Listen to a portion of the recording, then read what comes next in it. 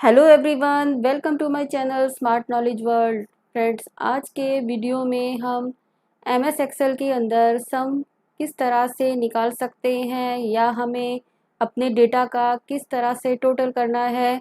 तो आज के वीडियो में हम वही सब सीखेंगे कि हम एक्सेल के अंदर किस तरह से सम फार्मूला अप्लाई करते हैं। क्या सम निकालने का कोई और ऑप्शन भी होता है एमएस एक्सेल के अंदर? जी हाँ, तो आज के वीडियो में हम वही सब सीखेंगे कि हम अपने डेटाबेस के अंदर अगर हमें किसी भी रेंज का टोटल करना है या उसका सम निकालना है तो उसके लिए हम किस फंक्शन को यूज़ करते हैं, उसका क्या सिंटैक्स होता है। और अगर आपको फंक्शन नहीं लगाना तो क्या आपके पास कोई ऐसा शॉर्टकट है या कोई ऐसा ऑप्शन है जिसके थ्रू आप इजीली सम कर सकते हैं एक्सेल के अंदर। तो आज का वीडियो हमारा इसी टॉपिक पर है। और अगर आप चैनल पर नए हैं लेकिन अगर अभी तक आपने चैनल को सब्सक्राइब नहीं किया तो हमारे चैनल स्मार्ट नॉलेज वर्ल्ड को सब्सक्राइब कीजिए, सब्सक्राइब बटन को दबाइए और बेल आइकन को प्रेस कीजिए ताकि नेक्स्ट वीडियोस आपको देखने को मिलते रहें। तो चलिए फ्रेंड्स, शुरू करते हैं हम आज का टॉपिक। यहाँ पर हमारे पास स्टूडेंट्स के नेम्स, रोल नंबर और कुछ सब्जेक्ट्स के मार्क्स हैं। तो फ्रेंड्स, जैसे कि हमें यहाँ पर सम निकालना है, हमें टोटल निकालना है इस रेंज का। तो फर्स्ट ऑफ ऑल, अगर आपके पास एक रेंज है, आपको जिस भी रेंज का सम निकालना है तो उसका एड्रेस आपको पता होना चाहिए।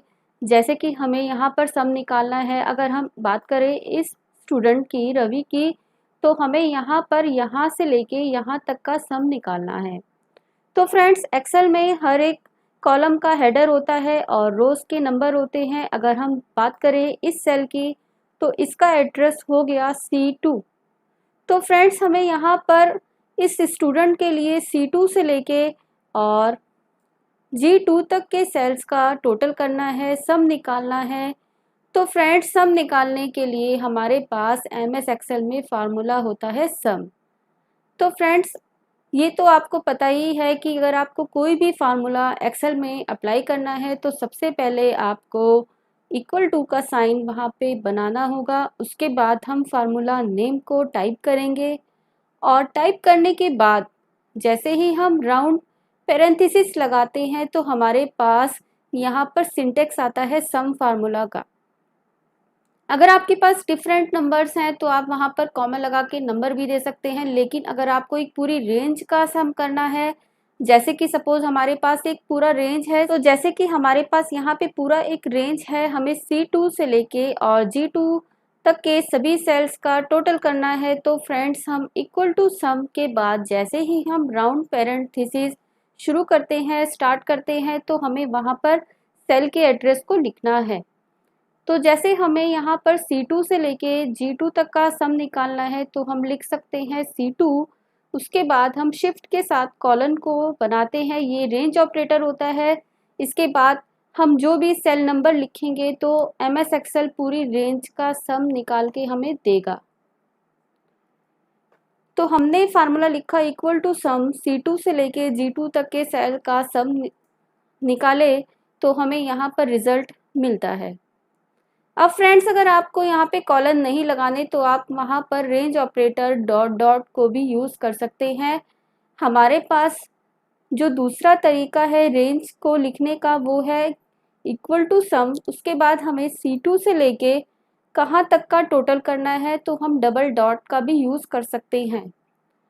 हम यहाँ पर देते हैं कि C2 से शुरू करते हुए और कहाँ तक का टोटल निकाले, G2 तक का टोटल निकाले, और जैसे ही हमने एंटर को प्रेस किया तो हमें आंसर मिलता है 280। तो फ्रेंड्स, इस तरह से हमने यहाँ पर दो रेंज ऑपरेटर यूज़ करे। एक तो हमने कॉलन यूज़ किया और एक हमने डॉट डॉट का यूज़ किया। दैट मीन्स कि हमें कहाँ से कहाँ तक का टोटल निकालना है। लेकिन फ्रेंड्स, अगर आपके पास रेंज काफ़ी बड़ा है, आप रेंज को टाइप नहीं करना चाहते, आप चाहते हैं कि एक्सेल उसे ऑटोमेटिकली ले, तो इसके लिए आप फार्मूला कैसे लगाएंगे? तो आइए देखते हैं। इसके लिए हमें लिखना पड़ेगा फंक्शन का नेम सम।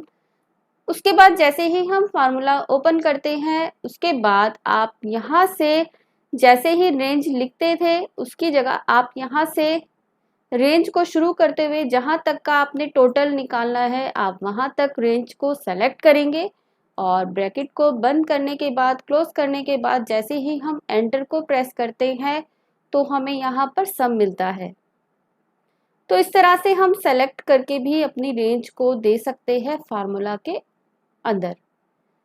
इसके अलावा फ्रेंड्स, अगर आप फार्मूला टाइप नहीं करना चाहते तो भी आपके पास एक ऑप्शन है। आप सिलेक्शन रखिए वहाँ पर जहाँ पर आपको सम निकालना है, उसके बाद आप यहाँ से फंक्शन ऑप्शन ओपन कर सकते हैं और यहाँ पर आपको फंक्शन का नेम लिखना है। आप कौन सा फंक्शन अप्लाई करना चाहते हैं, जैसे कि हमें सम फंक्शन अप्लाई करना है। ओके करने के बाद हम यहाँ पर इस जगह पर अपने रेंज को पास कर सकते हैं। अगर आपका रेंज गलत आ रहा है तो आप यहाँ पर क्लिक करके जहाँ से जहाँ तक का आपने टोटल करना है तो पूरा रेंज हम वहाँ पे पास करेंगे और पास करने के बाद हम वापस डायलॉग बॉक्स पर आते हैं और C2 से G2 तक का रेंज ऑटोमेटिकली सिलेक्ट हो गया है। उसके बाद हम ओके को प्रेस करते हैं। तो जैसे ही हम ओके को प्रेस करते हैं तो यहाँ पर हमारे पास टोटल आ गया है इस पूरी रेंज का। तो इस तरह से हमने फार्मूला लिखा नहीं, हमने फार्मूला इंसर्ट कराया है। इस तरह से हम सम फंक्शन को इंसर्ट करके भी ला सकते हैं। इसके अलावा फ्रेंड्स, हमारे पास एक और तरीका है सम निकालने का एक्सेल के अंदर, और वो क्या मेथड है? वो मेथड है शॉर्टकट। शॉर्टकट की का मीनिंग क्या हुआ? जैसे कि आपने पूरा रेंज सेलेक्ट करा, आपको कहाँ से कहाँ तक का सम निकालना है। जैसे हमें C2 से लेके और हमने G2 तक का तो रेंज सेलेक्ट करा, लेकिन हमने H2 को भी सेलेक्ट इसलिए करा क्योंकि हमें H2 में इसका रिजल्ट लेकर आना है। तो रिजल्ट कहाँ पे डिस्प्ले होगा, कहाँ पे विजिबल होगा, इसके लिए भी आपको सेल को सेलेक्ट करना है। और सिलेक्शन के बाद आप ऑल्ट के साथ इक्वल टू की को प्रेस करेंगे। जी हाँ, जब हम ऑल्ट के साथ इक्वल टू साइन को प्रेस करते हैं कीबोर्ड से तो हमें पूरी रेंज का सम मिल जाता है जो भी हमने सेलेक्ट करा। लेकिन हमें एक सेल एक्स्ट्रा सेलेक्ट करना है जिसके अंदर हम टोटल को दिखाना चाहते हैं, शो करना चाहते हैं अपनी रेंज के सम का।